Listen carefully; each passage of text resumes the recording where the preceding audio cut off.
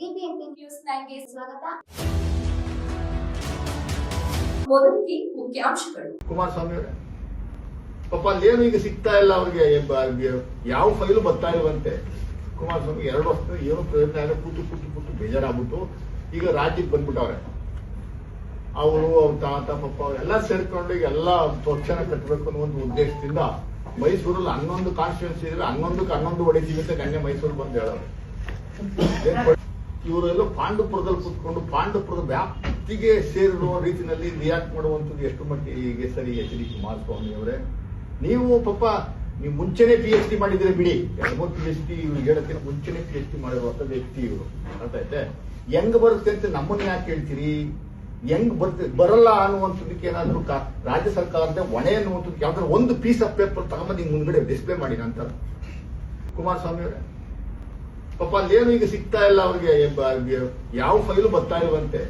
ಕುಮಾರಸ್ವಾಮಿ 2 ವರ್ಷ ಏನು ಪ್ರಯತ್ನ ಇಲ್ಲ, ಕೂತು ಬೇಜಾರಾಗ್ಬಿಟ್ಟು ಈಗ ರಾಜ್ಯಕ್ಕೆ ಬಂದ್ಬಿಟ್ಟವ್ರೆ.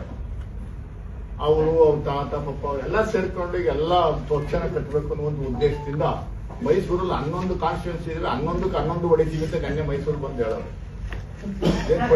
ಇವರೆಲ್ಲ ಪಾಂಡುಪುರದಲ್ಲಿ ಕೂತ್ಕೊಂಡು ಪಾಂಡುಪುರದ ವ್ಯಾಪ್ತಿಗೆ ಸೇರಿರುವ ರೀತಿಯಲ್ಲಿ ರಿಯಾಕ್ಟ್ ಮಾಡುವಂಥದ್ದು ಎಷ್ಟು ಮಟ್ಟಿಗೆ ಸರಿ? ಎಚ್ ಡಿ ಕುಮಾರಸ್ವಾಮಿ ಅವರೇ, ನೀವು ಪಾಪ ನೀವು ಮುಂಚೆನೆ PhD ಮಾಡಿದ್ರೆ ಬಿಡಿ, 2-3 PhD ಇವ್ರು ಹೇಳಕ್ಕಿಂತ ಮುಂಚೆನೆ PhD ಮಾಡಿರುವಂತ ವ್ಯಕ್ತಿ ಇವರು. ಅರ್ಥ ಆಯ್ತೆ? ಹೆಂಗ್ ಬರುತ್ತೆ ಅಂತ ನಮ್ಮನ್ನ ಯಾಕೆ ಹೇಳ್ತೀರಿ? ಹೆಂಗ್ ಬರಲ್ಲ ಅನ್ನುವಂಥದ್ದಕ್ಕೆ ಏನಾದ್ರು ರಾಜ್ಯ ಸರ್ಕಾರದ ಹೊಣೆ ಅನ್ನುವಂಥದ್ದು ಯಾವ್ದಾದ್ರು ಒಂದು ಪೀಸ್ ಆಫ್ ಪೇಪರ್ ತಗೊಂಬಂದು ಹಿಂಗ್ ಮುಂದ್ಗಡೆ ಡಿಸ್ಪ್ಲೇ ಮಾಡಿ ನಂತರ.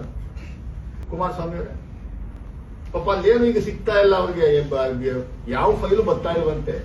ಕುಮಾರಸ್ವಾಮಿ 2 ವರ್ಷ ಏನು ಪ್ರಯತ್ನ ಇಲ್ಲ, ಕೂತು ಬೇಜಾರಾಗ್ಬಿಟ್ಟು ಈಗ ರಾಜ್ಯಕ್ಕೆ ಬಂದ್ಬಿಟ್ಟವ್ರೆ. ಅವರು ಅವ್ರ ತಾತ ಪಪ್ಪ ಅವರೆಲ್ಲ ಸೇರ್ಕೊಂಡು ಈಗ ಎಲ್ಲ ಪಕ್ಷನ ಕಟ್ಟಬೇಕು ಅನ್ನೋ ಒಂದು ಉದ್ದೇಶದಿಂದ ಮೈಸೂರಲ್ಲಿ 11 ಕಾನ್ಸ್ಟಿಟ್ಯೂನ್ಸಿ ಇದ್ರೆ 11 ಹೊಡಿತೀವಿ ಅಂತ ನೆನ್ನೆ ಮೈಸೂರು ಬಂದು ಹೇಳೋರು.